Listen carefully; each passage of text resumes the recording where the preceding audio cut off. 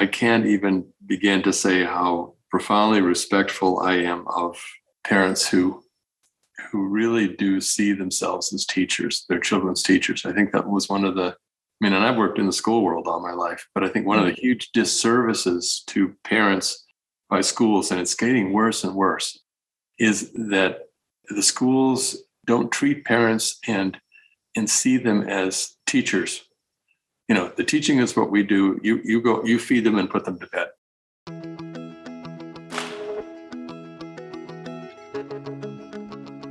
Welcome to Scot Sisters, the podcast for classical homeschooling mamas who yearn for something more than just checking boxes and getting it all done.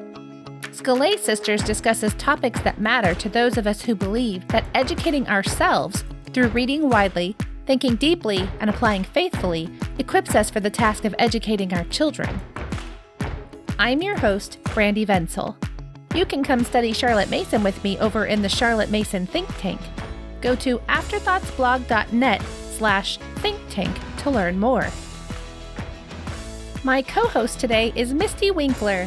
Mystie is a homeschooling mom of 5, including 2 graduates. She writes and podcasts at simplyconvivial.com and is the author of The Convivial Homeschool, now available on Amazon. Our guest today is David Hicks. Does the famed author of one of our favorite books ever, Norms and Nobility, really need any further introduction? Well, what you may not know about him is that he spent 30 years of his life in private education, serving as head of school for a number of schools across the country, and culminating as Chief Academic Officer for Meritas LLC, which owned and operated private college prep schools around the globe. David and his brother Scot did an excellent translation of Marcus Aurelius called The Emperor's Handbook, and are currently working together again on translating a series of lives from Plutarch. David and his wife have 4 grown children and live off the grid on a ranch in the beautiful state of Montana. Have you joined the Scot Sistership yet? In January, we kicked off our annual 5x5 reading challenge. It's not too late to join us. All you have to do is head on over to scolassisters.com/join and sign up for the Sophie plan. And in addition to a replay of our big kickoff webinar, you'll get tons of accountability, book ideas, and support. That's scolassisters.com/join.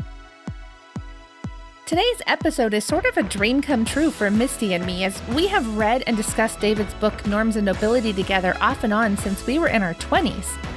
David was such a joy to talk to, and you are going to be so blessed by this conversation.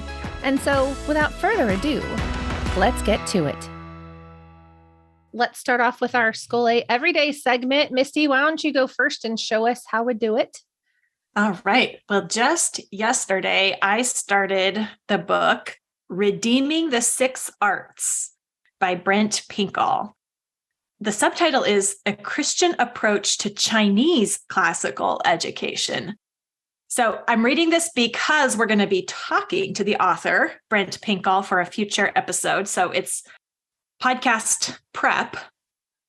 He is local to me. He's actually a professor at NSA. He's my son's rhetoric teacher. So I went to the book release party for this book and heard him kind of give his author synopsis. And I'm so excited to talk to him about it because he's really tackling that question that we've heard a lot, especially in the last few years, about does classical education revolve around Western civilization? So the book talks about that and then also gives a picture of what Chinese classical education looks like. He spent, I think it was 10 years in China as a missionary. So here is a quote from his introduction. He says, classical Christian education per se is not a curriculum of specific texts, languages, or subjects. It's an approach that seeks wisdom by inquiring of one's own fathers. It's obedience to the 5th commandment, honor thy father and thy mother. For Christians in the West, this amounts to teaching the arts and literature emphasized by our European ancestors. Christians in China, however, come from a different bloodline. Their Christian fathers are the same as ours, but their cultural fathers are different. Their curriculum, therefore, must also be different. Interesting. Yeah. Yeah, makes sense to me. He got the David Hicks stamp of approval. There you go. No, I think it's very wise. Misty, when he was there, was he working with the schools? Do you know? Or was he happened to meet the people involved? Oh, he was there. Okay. He was involved with the Early Rain Church. And is that the one where the pastor got arrested? Yes. Okay. And he was teaching rhetoric, and he's here at New St. Andrews because he got kicked out of China for being a missionary. So, interesting. Exciting stuff. That's why my husband's here. Because 100 years ago, almost his grandparents got kicked out of China for the same reason. So interesting. I guess, no, it's more like 80 years ago. His grandma's not quite that old. So, anyway. Okay. Well, David, would you like to share with us what you're reading? Hey, one of the books I'm reading, I'm almost finished with it. It's a long book by Timothy Batatzis called The Ethics of Beauty. And Tim is a professor at Hellenic College in Boston. And his thesis is, well, first, what's interesting, two things that are interesting about the book to me. One is it has a kind of dialogue format. He's using the folks from the Road to Emmaus, which is a journal that always uses a dialogue format, to write his book. That he's engaged them to ask him questions, and then he answers it in his book. And they're very expert at answering good questions and provocative questions and picking up on what has just been said and sort of feeding it back or asking it to be rephrased. So I like that approach because I tend to read in. I'm not a great supporter of any systematic approach. I don't think systematic philosophies, theologies, whatever, they always break down over time. And they exclude a lot that should be a part of them. And so I like this approach because it's more discursive, it's more repetitive. And I like it too because I tend to read in short tranches. I don't like to sit for 2 or 3 hours and read. I like to read maybe 4 or 5 minutes or 10 minutes and then think about what I've read. And this lends itself to that style of reading.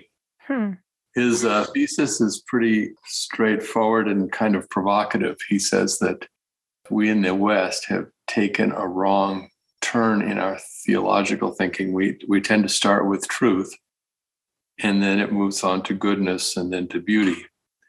And his thesis is that that's got it all backwards, that we should be starting with beauty, and we will end up with truth if we start with beauty. And of course, you're probably familiar with Dostoevsky's repeated phrase that beauty will save the world. But he focuses on just the beauty of the creation and the beauty of the incarnation. And it's really interesting. I'd like to read to you from it, except that I have a little house in town where my wife and I go to. It's right next to our church, and my book is there. So I can't read it to you.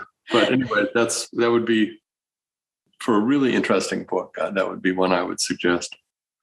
I love that it can be read in short pieces like that. It just reminds me of the kind of book I liked to pick up when I was nursing babies years ago. I just needed something in short spurts. Yeah, it's very provocative too. I mean, it's accessible, but also deep. So he's a really good writer. Anyway, thank you. Sounds great.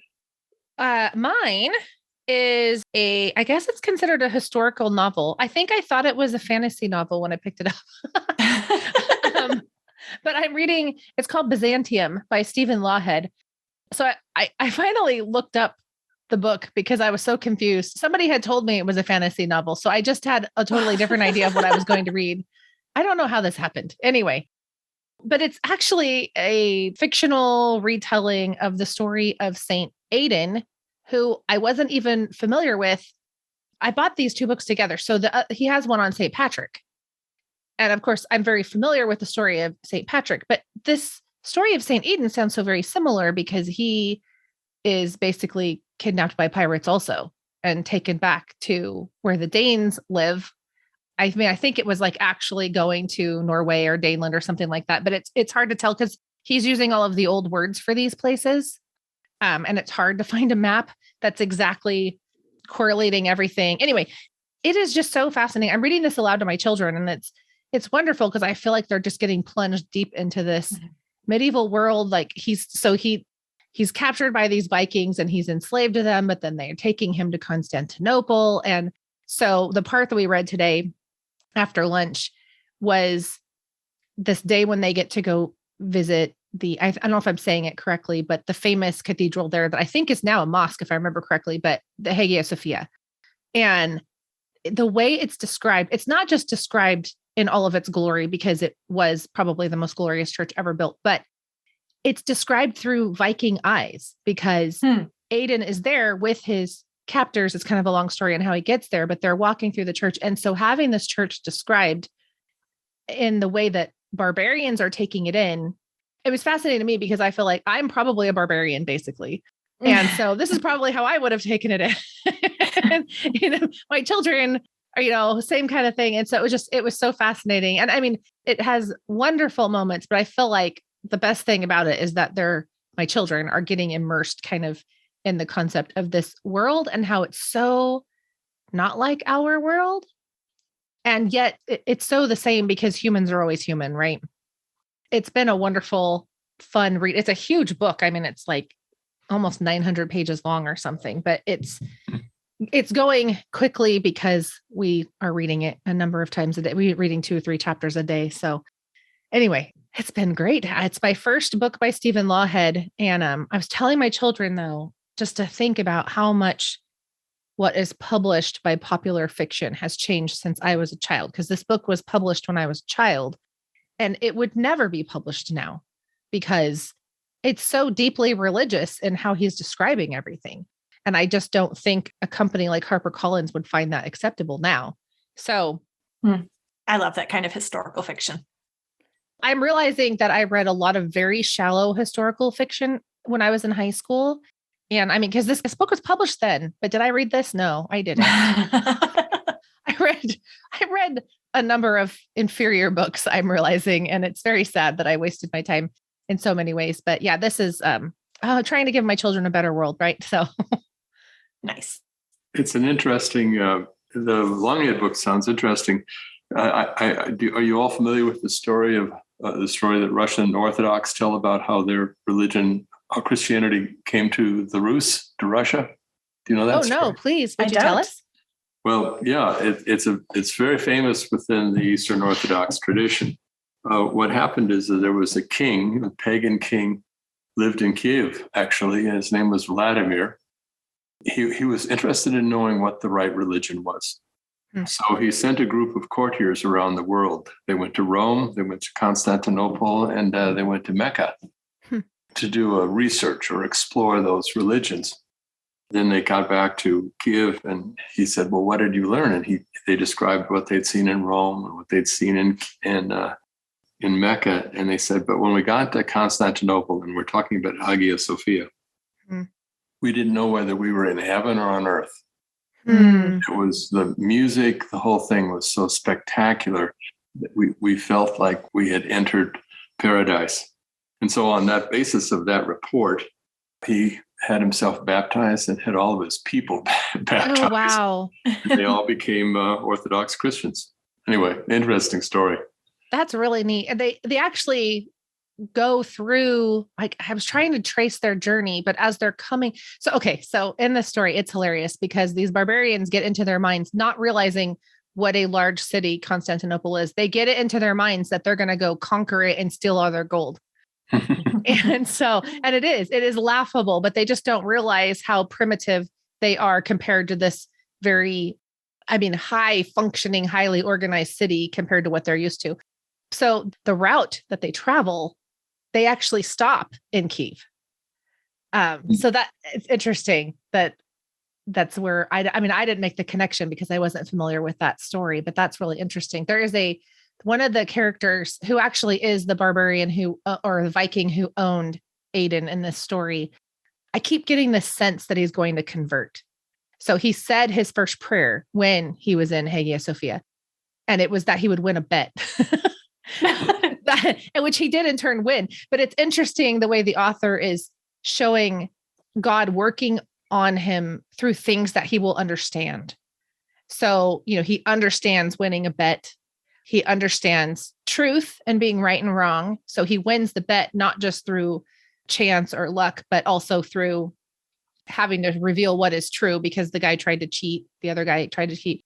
But then also Aiden at one point has told him the story of Christ, and he's just amazed that he keeps seeing the cross everywhere.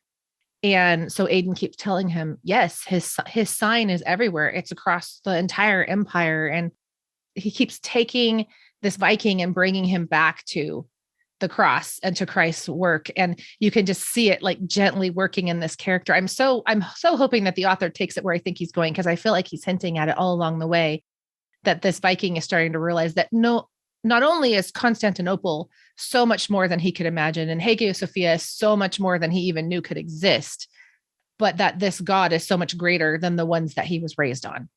Yeah, that's nice. Very Well, cool. if you want to pursue more of a real history of Byzantium, you should look at John Julian Norwich's 3-volume. It's very readable. The kids would love it.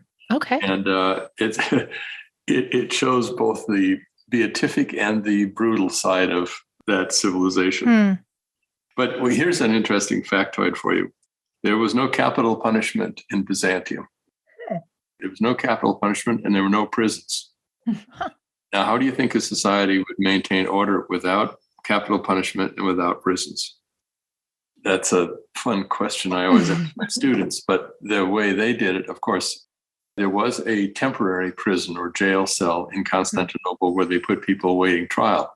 But once they were found guilty, there were various forms of mutilation. So if you stole something, you could lose a finger, or you could have your face scarred or something like that to show that you had been convicted of some kind of crime. And when I always tell my students that, they were like, oh, that's awful to lose your finger or lose something or to be, scarred. And I said, well, what would you prefer, to be put in prison for 10 years or to wear a scar or lose a finger? I mean, it was actually a lot more humane if you merciful, think about it. Yeah. Yeah. And if it was a capital crime, all of your goods were sold and given to the relatives of the victim you had killed. And you were sent into a monastery for life. Wow. So that must have made life in the monasteries very interesting. That is so true. Yeah. But you were supposed to be there, repenting for life. Right. Wow. Yeah. Anyway, it was a different, as you pointed out, Missy, a very different world. What was the name of that history book again? Yeah. Just Byzantium by John Julian Norwich. It's came out in 3 volumes. They're really fun to read. Oh, I think my children would love it. I would love it, but I think they would love it too. So thank you. Yeah, the kids would love it because there's some really grisly tales in there. I have a 14-year-old boy that sounds like he would really enjoy that. Yeah, he would.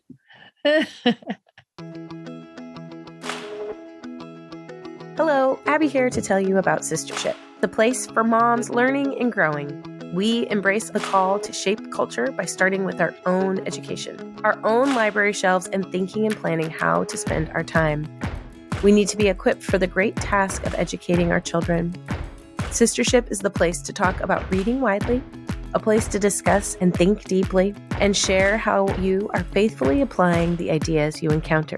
Sistership is for all the women serious about education for themselves and for their families, but understand that in order to educate, we can't take ourselves too seriously.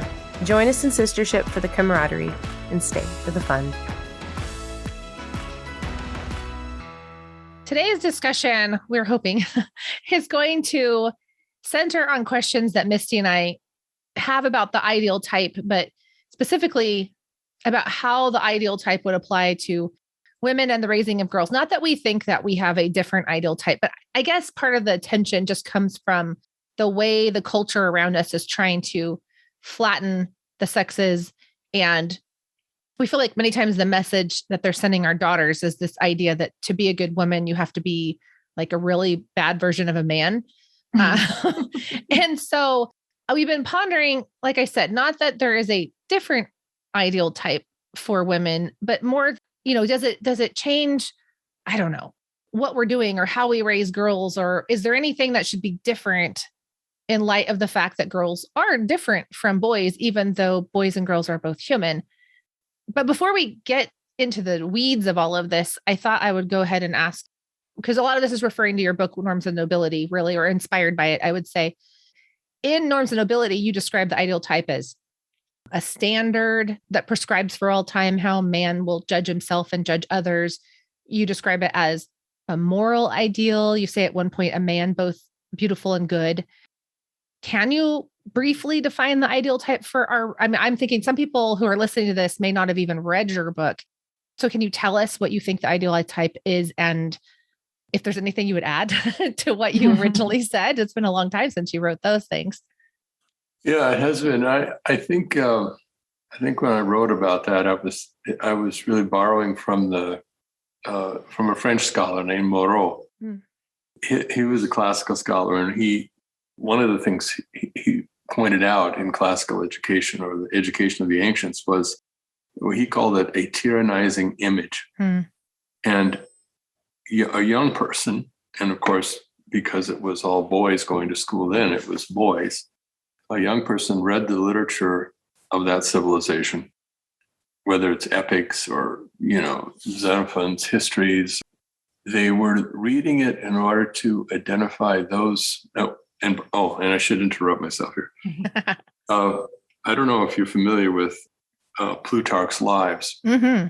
Okay, well, if you're familiar with that, you know that he wrote many, many parallel lives between Greeks and Romans. We have 26 of them. And he was himself a teacher, and he wrote these books for young people. And his whole purpose, and he states it repeatedly in his biographies, his histories of these famous men, they are men, was to, he said, I'm not going to spend a lot of time talking about the battles and the big deals, the big things that were accomplished in the lifetime of these people. I'm much more interested in the small stories about their lives and what they said and what they did, because this shows you their character and traits of character that you can learn from. He's saying this to the students. And so the idea was, let's explore how it is that, in this case, men should comport themselves, should shape themselves. Plotinus said to his students, be always at work chiseling your own statue. Mm-hmm. And here we get into a really difference of worldviews. In the ancient world, the statue was chiseled after an ideal. What was you're probably familiar with Michelangelo's David, but those statues of Phidias in the ancient world were often of gods and goddesses, and were chiseled in accordance with an ideal conception of beauty. Whereas the modern conception of art is completely different. It rejects the whole notion of traditional beauty, and it's self-expression. It's putting on canvas my feelings, putting on canvas my political views, putting on canvas my attack. It's often an attack on traditional beauty or norms or whatever, like putting a mustache on the Mona Lisa. When you're talking about the tyrannizing image in classical education, the whole idea is that's why we read what we read with young people.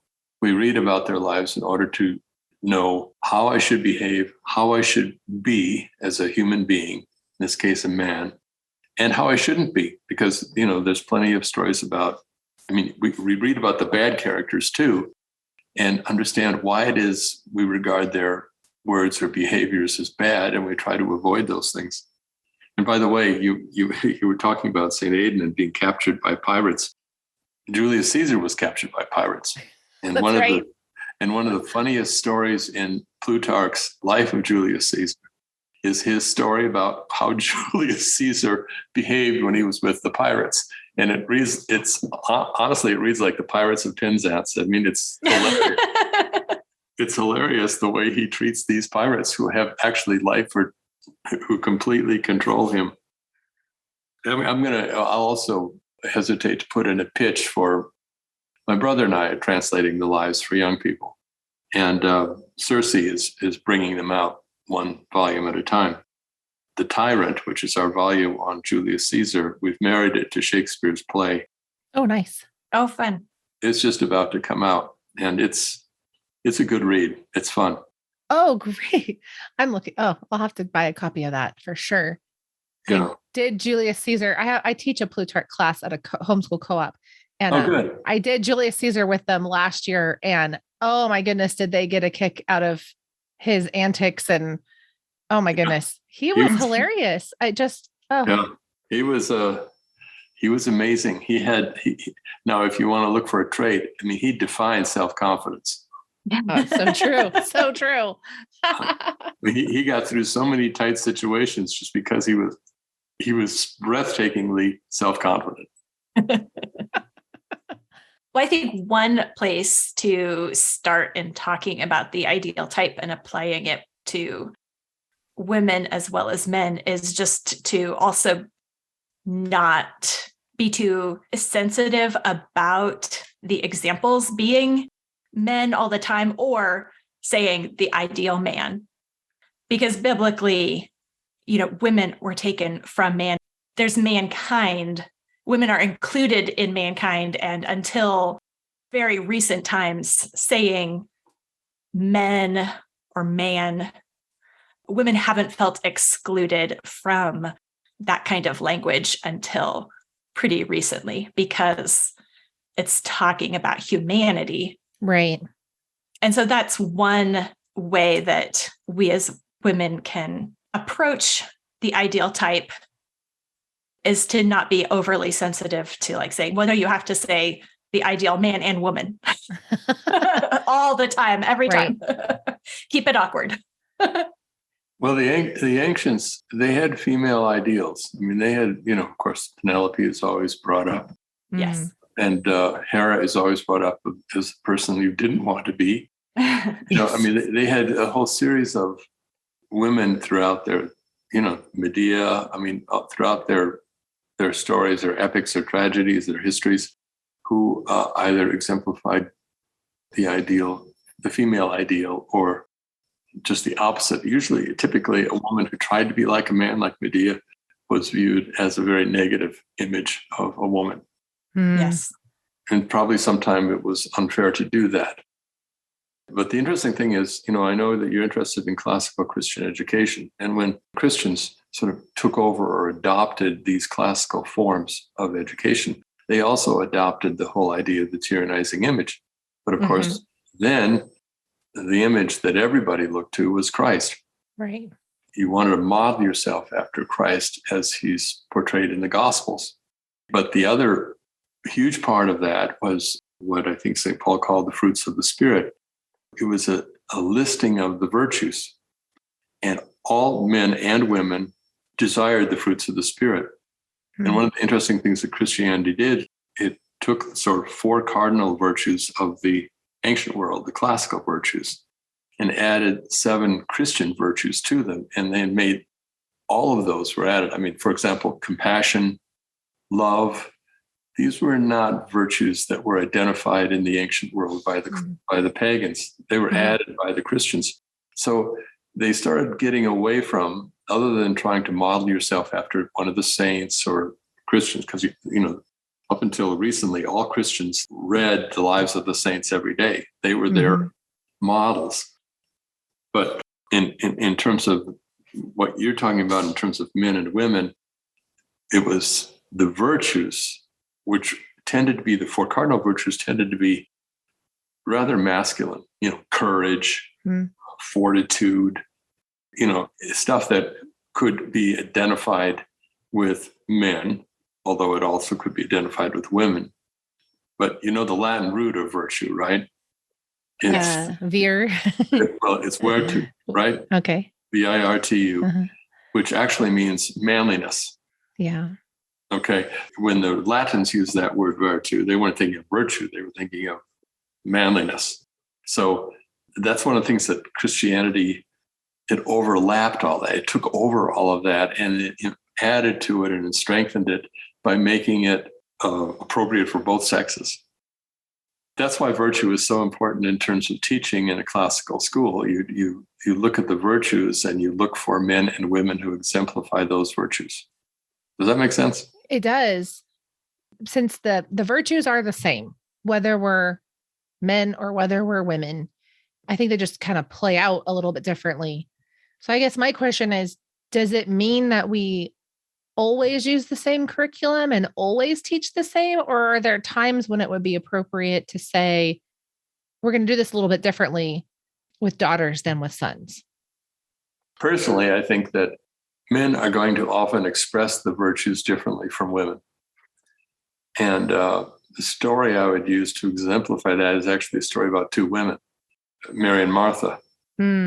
Both Mary and Martha were very good women, beloved by the Lord, and were virtuous people. But Martha was expressing her virtue by working in the kitchen and providing for the practical needs of the guests. She was being a good hostess, which, by the way, it was also a model for, if you read the Odyssey, I mean, Penelope is caught in that she's trying to be a good hostess to these suitors who are really being bad guests. And that's kind of the story there. But she's good, they're bad because they're misbehaving as guests. And she is behaving properly as a hospitable host. And then you have Mary, who, of course, is sitting at the feet of Jesus. And so they're both expressing virtuous behavior, but expressing it in a very different way, out of their own personalities, on their own personal needs. And the problem with this story is that Martha does not recognize in Mary a real virtue. She wants Mary to be like her, serving in the kitchen. And Jesus has got to so gently rebuke her and say, no. Mary's being very virtuous. She has chosen the better part here. And I don't think by saying that, Jesus was saying, Martha, you aren't virtuous and you shouldn't be being a good hostess. I think rather he was saying, it's not right for you to be criticizing this other person for expressing her virtue in the way she is expressing it. We all have to recognize in one another, especially those of us who are Christian brothers and sisters, we ought to see the strengths in one another and the virtues in one another and affirm those and encourage those, and not be looking at them and saying, oh, well, she should be more this or he should be more that. That's not helpful. That's very interesting. For some reason, it made me think about how even with my sons, I feel like virtue looks so different because they are so different from one another. I know that the difference between my sons and my daughters is different than, I don't know how to explain this, but like the sex differences are a difference, but then there's also just the individual differences that come of God making different kinds of people. So I wonder if I'm sort of overthinking this because we all are called to courage, but it looks different in our own lives. Right. Not just because of what God has made us, but because the life is different and the situations in which I have to be courageous are different from what you or Mystie may even be facing, I guess. That's a very good point. I think I agree with you. I think that courage does express itself differently in different situations and by different people and also by different sexes. So I think you're making a good point. What we have to do is be able to, as teachers of young people, we have to be able to identify those differences and celebrate them and show them to young people so young people don't grow up thinking, well, it's just, courage means enlisting in the army and going, or being a tough guy or never crying or something like that. I mean, courage does express itself and the other virtues express themselves very differently. I'll tell you one other little story that might be helpful to your listeners. And it is a Mary and Martha story too. My mother, who passed away about maybe 7 or 8 years ago, she was probably she was the finest Christian woman I've ever known or been around. I mean, she was just amazing to me and to all of her children. But she was a Martha. I'm not saying that she didn't have Mary instincts, but she took strangers into the house all the time. She was unbelievably generous with everybody. We didn't have much growing up, but whatever we had, she shared. And She was just a loving, life-affirming, other person-affirming person, but a really strong, you couldn't go to bed without, having a pot of tea and, having a little family. I mean, she was the hostess for the family and hostess for everybody coming in. Anyway, the last 10 years of her life, she had very bad scoliosis. And she actually had, the last few years, she could hardly move.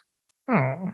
And what really bothered her terribly was that she could no longer be a Martha. Oh, yeah. And she didn't see that there was, I don't want to say she didn't see, but she didn't recognize that her real value to us was as a Mary, all the love she showed us. It wasn't what she did for us. It wasn't, doing the laundry and cooking the meals and all that stuff, which she certainly did. But it was the fact that we could sense her tremendous confidence in us and her love for us. And I remember sitting on our front porch here in Montana, and she couldn't move. She was all wrapped up in a blanket. She was regretting that she didn't feel worthwhile anymore. And I remember we talked about Mary and Martha. And I said, Mother, your worth has always been as Mary. You just thought it was as Martha. And to us, you are Mary.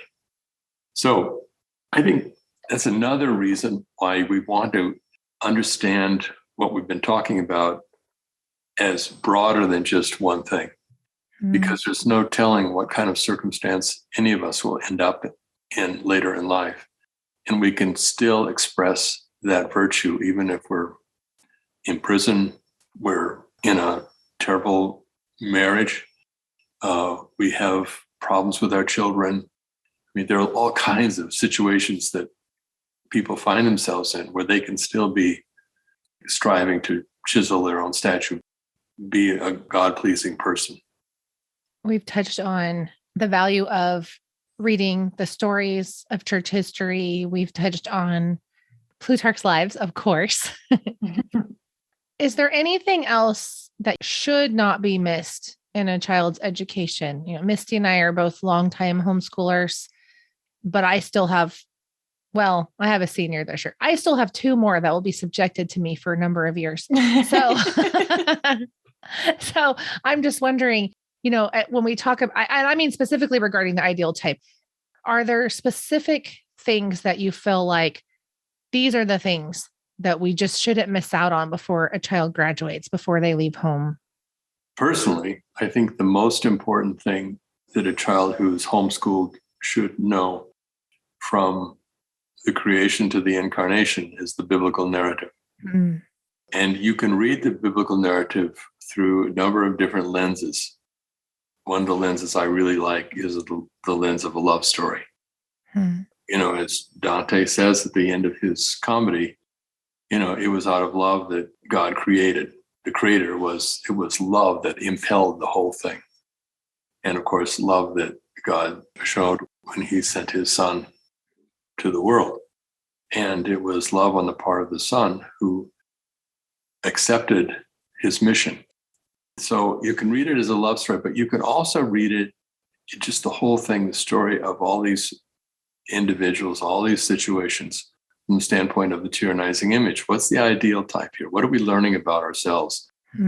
What is it in, you name it. What is it in King David that is tremendously admirable and we want to see in ourselves? And what is it in him that we don't want to see in ourselves? That sort of lens of the ideal, you find it in every single biblical story. It's there because God created a moral universe, right?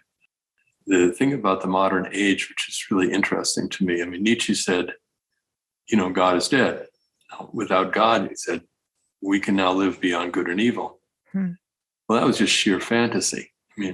Chesterton said, if there's only one thing that it actually can be proven from Christianity, is that there's plenty of proof that all men are sinners, that there is evil in the world. Yeah. The important thing is, you can't tell a story without praising some things and criticizing others, or seeing the evil in others.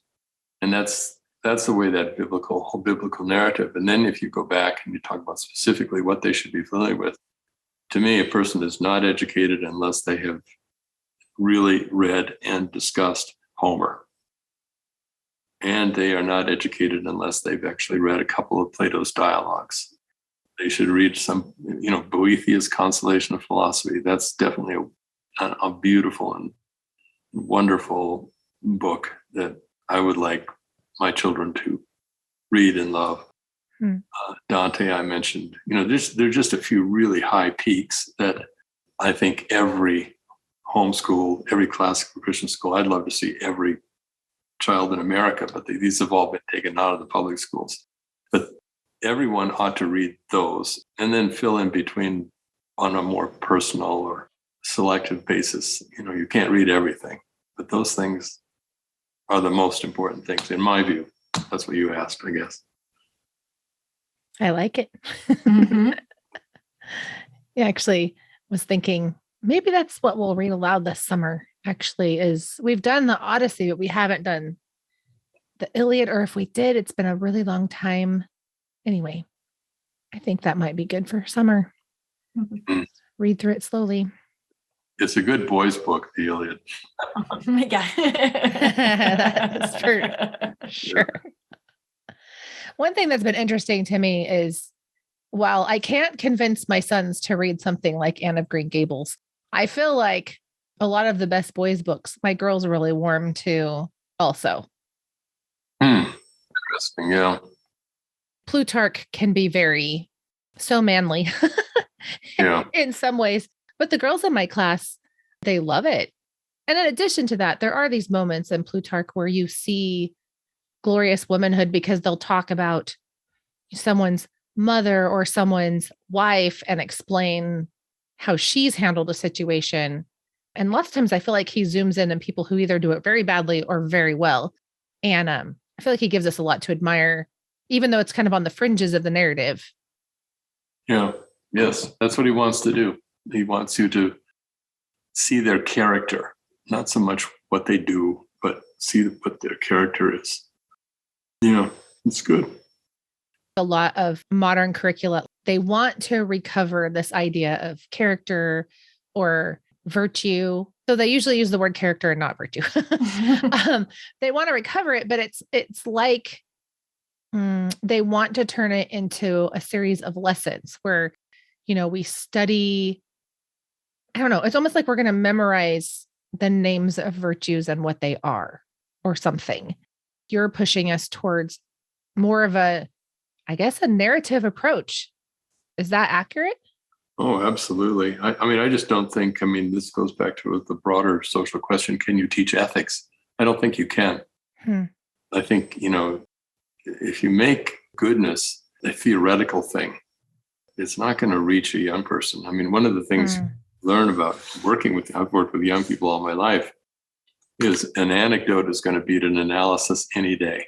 They really don't care about an analysis. That's it's dry. It's, it just doesn't reach them.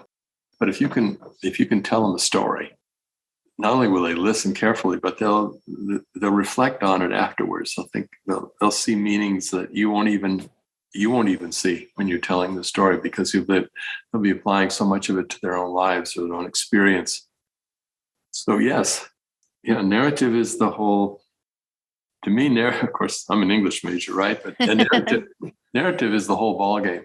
Here, I'll give you another example. I've worked for a number of years in the business world.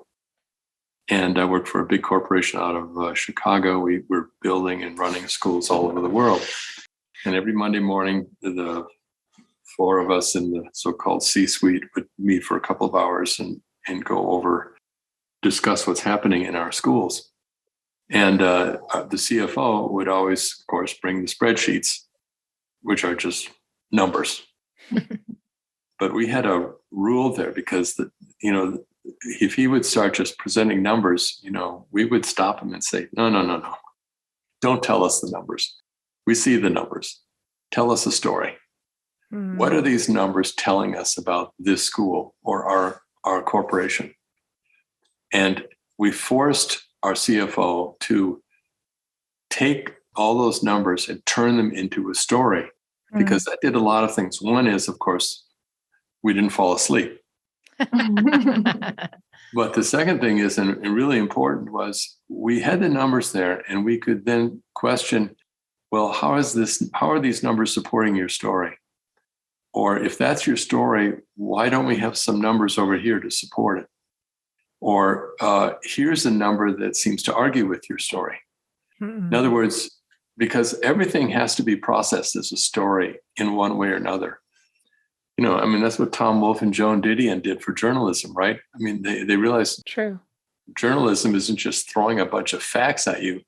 It's putting them in a narrative that privileges some facts over other facts, but brings meaning and sense to all that scattering of facts all over the place. You could say that, that is what journalists do. And you can criticize, especially modern journalists, for, in a sense, overdoing it. In other words, they privilege some facts and completely ignore others. But that's sort of back to the spreadsheet. It's like, wait a second, there are numbers in here that don't support your story. Why aren't you talking to us about those numbers? So anyway, I'm big. It's all narrative, especially with young people. My goodness.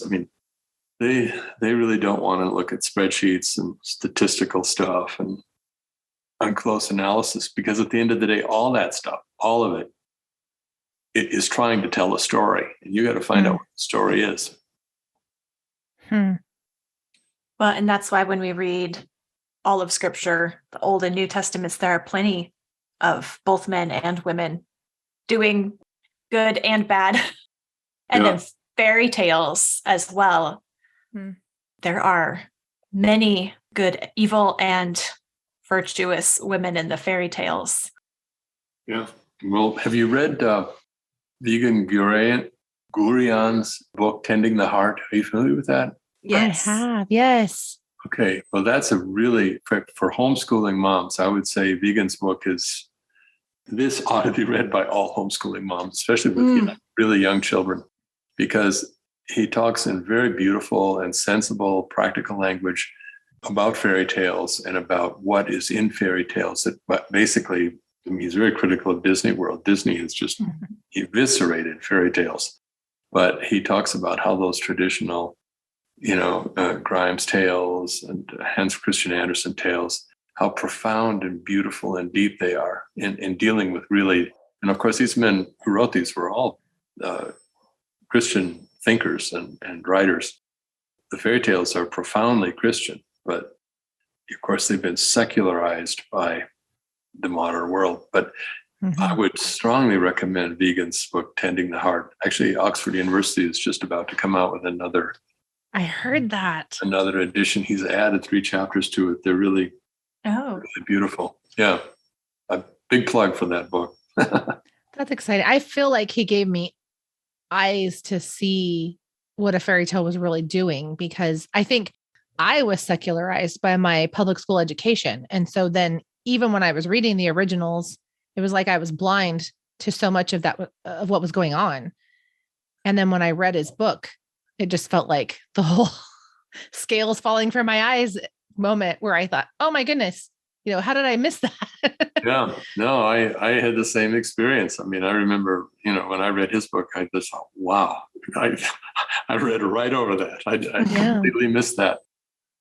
It's a beautiful book, something that, especially if you have children of the age who you read the fairy tales, it's, I'm sorry, when you get older, you go back and you think, I just got a text from one of my children today, named Peter, and he was just out of the blue sort of thanking me for being the father I was. And I wrote back to him and I said, are you kidding me? I made so many mistakes in raising you. But honestly, one of them was, we read fairy tales, but we read them just without any understanding or insight. But that's another reason, by the way, why narratives are really safe ground. Because you don't have to have a profound understanding of a narrative for it to sort of stick to a child's bones. And that understanding may or may not emerge through their life experiences. By the way, you're talking about boys, and I'll just give you, personally, I was probably a pretty typical boy. I like boy stuff. But I remember getting in high school. I went to a boys' boarding school, which was a very Christian boarding school, Stony Brook on Long Island. Mm. And I remember when that we were given Jane Austen to read, and I just fell in love with Jane Austen. I mean, her novels were so interesting to me, and they're very, they're girls' novels, I guess you'd say. but her characters are fascinating, and of course, she is very much involved in creating ideal images. Yeah. And great images for young women, I would think, but also for young men. So anyway.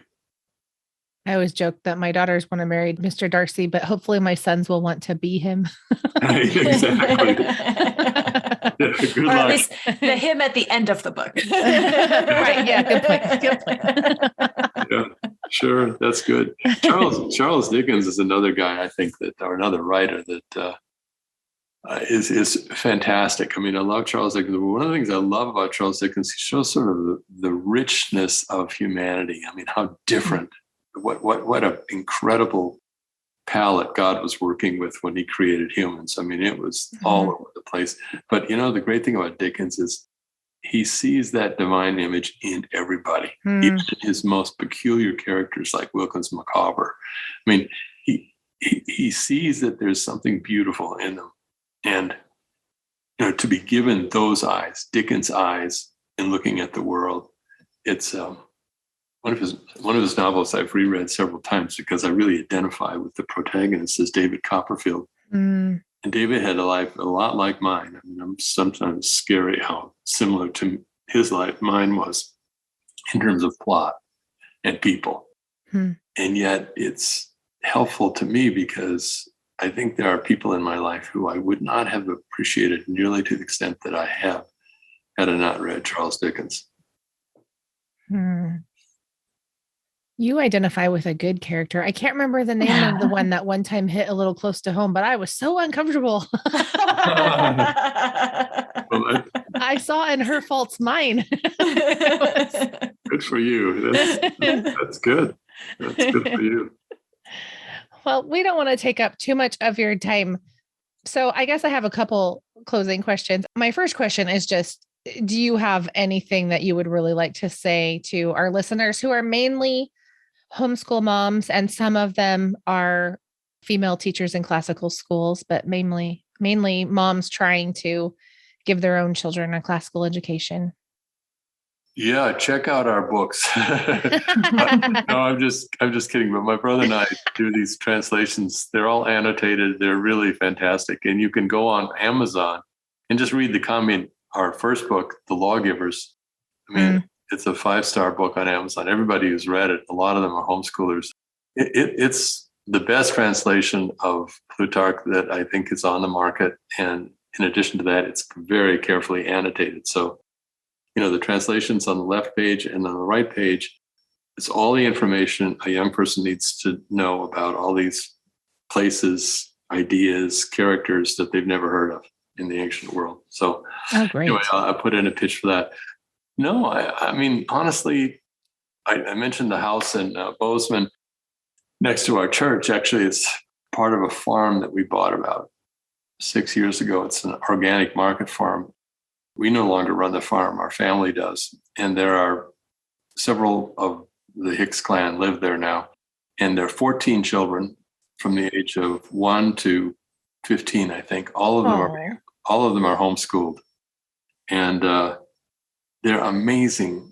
I can't even begin to say how profoundly respectful I am of parents who really do see themselves as teachers, their children's teachers. I think that was one of and I've worked in the school world all my life, but I think one of the huge disservices to parents by schools, and it's getting worse and worse, is that the schools don't treat parents and see them as teachers with their children. The teaching is what we do. You feed them and put them to bed and pay your tuition or whatever. And unfortunately, parents have bought into that. And they really have just sort of handed their kids to the schools and said, the schools, you do the teaching, we'll take care of we'll take them to Disney World and we'll take them to piano practice or whatever. But, parents have, with my own children now, they're starting to have children. And I have always emphasized with them, remember, as much as you're their parent, you're their teacher. Don't ever stop being their teacher. And, you know how the mind works. It flips into things. A newly married young couple came up to me the other day after church and said, and I don't know why they asked me this, but they said, well, what's the secret of a happy marriage, Mr. Hicks? and it caught me completely by surprise. And I said, well, never stop dating. And this is so funny though, because the guy said, really? I should still date other women? That's amazing. Yeah, I mean, it's like, no, that is not what I meant. Yeah, very funny. But yeah, be teachers. In fact, at some point in your, after the child is weaned, then it's time. Your primary job is to be the teacher. Your secondary job is to be the parent. Well, I know you're spending a lot of your time doing these translations with your brother, but could we ever convince you to do a translation of Norms and Nobility for homeschool moms? Well, I'll tell you what we are working on right now, which I think is really exciting. St. Vladimir's Press has asked Father Anthony Gilbert and me to co-edit an anthology on classical Christian education. Ooh. And we're in it won't be out for another year, I'm sure, but we're in the process of doing that. We've got some wonderful people writing for it. Vigan Gorian, who I was mentioning, he's going to do an essay in there. Andrew Kern from Cersei is doing one. John Mark Reynolds. Yeah. He's doing one. Chris Perrin is doing one. Rod Dreher, I hope, is going to do one. Josh Gibbs, I don't know if you've read Josh Gibbs, but his books are just wonderful. He is a classic Christian teacher in Richmond, Virginia, and a very funny and wonderful speaker. So we've got some really, we're excited about this volume. And anyway, I don't even know what the title of it will be, but it will be, I can promise you, much better than a revised version of Norms and Nobility. Well, maybe. It is one of our favorite books. We're kind of attached to Norms and Nobility. So well, I should say, since you've got members who are probably have looked at it or thinking, that I'm trying to extort money from people. Believe me, I get a royalty of a few $100s a year on that book. Oh my goodness. Such a shame. It is. Well, the company, that is a shame. I agree. But the real shame is that they are just, it really makes me angry. And I've even engaged a lawyer to try to force them to, they should be charging no more than $15 for that paperback. And instead they know that they have, or they think they know, they have an inelastic market that, it's not a big one, but there are people that really want to buy the book. And they are just, it's just, it's really upsetting to me what they're doing, because I have another book that I did with my brother, the Emperor's Handbook, which is a translation. Oh, I have that. Yes. Oh, do you? Okay. Well, my brother and I did that, but if you have it, it's a Scribner's book, hardcover. It's sold for $14. Right. And it's a beautiful book. It's beautifully, hardbound. It's already sold over 100,000 copies. I mean, it's done really well. But Scribner's isn't trying to, they're not trying to milk the thing. They're when we went into the agreement with Scribner's, it was we had a lot of different publishing houses wanting to publish it, and one of the things we had to say to Scribner's is, what are you going to charge for this book? What's it going to look like? Because it's much more important that many people have a chance to read it, right, than that we make a lot of money or that you make a lot of money. And fortunately, Scribner's agreed with us, and I'm very happy with that publisher. Well, I feel like this is my chance to brag about my copy of Norms and Nobility. Oh, again. Which I bring up all the time to Misty. So years ago, when I was a young mom, Stanford, I'm in California, which that's why I called myself a barbarian. Okay. So Stanford University, I guess, withdrew your book from their library. Shame on them. But I bought the used copy. So I have the blue hardback with the gold lettering on the front, and I got it for like $20.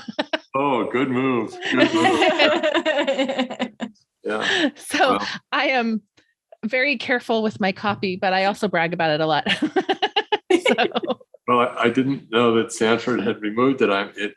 I take it that as a really compliment. So that's good.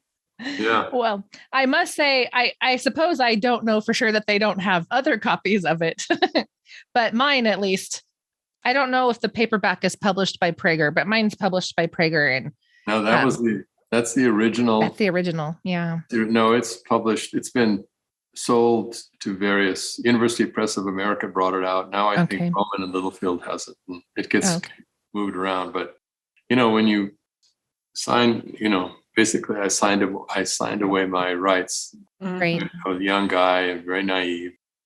It's really hard to get them back. In fact, it's not possible to get them back unless you're willing to pay a lot of money for them. So right. Well, good. I'm glad you enjoyed it. I'm sure that even when you weren't enjoying it, it worked as a soporific. So yeah. Well, thank you so much for your time. We really appreciate you coming on and having this discussion with us. And you've been a joy to talk to. I love your stories. It's been very fun. Well, you're a pleasure to talk to as well. So that's mutual. And it was a lot of fun having this conversation with you. Thank you for including me in your conversation. And I wish you both continued success in your work with the Scully sisters. At first, I thought you were a group of nuns when I got that. And in fact, I agreed to do this from Haley because I thought you were nuns. That's hilarious. But anyway, I'm delighted.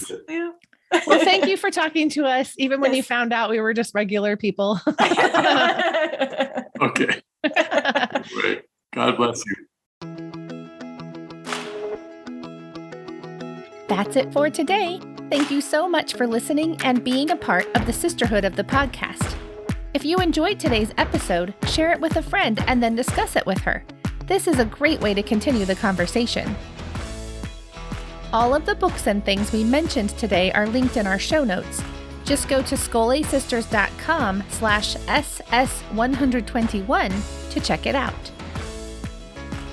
Don't forget to sign up for the Scully Sistership and join the 5x5 Reading Challenge support group. The 5x5 Reading Challenge really helps you read widely, which is the first step in self-education. Just go to scolasisters.com/join and become a Sophie member. In our next episode, Misty, Abby, and I are going to try to clear up the confusion surrounding the #1 most misunderstood concept from Charlotte Mason. That's right, masterly inactivity. We had a great time recording this one and think you'll find it super helpful. Until then, we want to remind you once again that homeschooling is a marathon you needn't run alone, so open up your eyes and look around you. Find your sisters.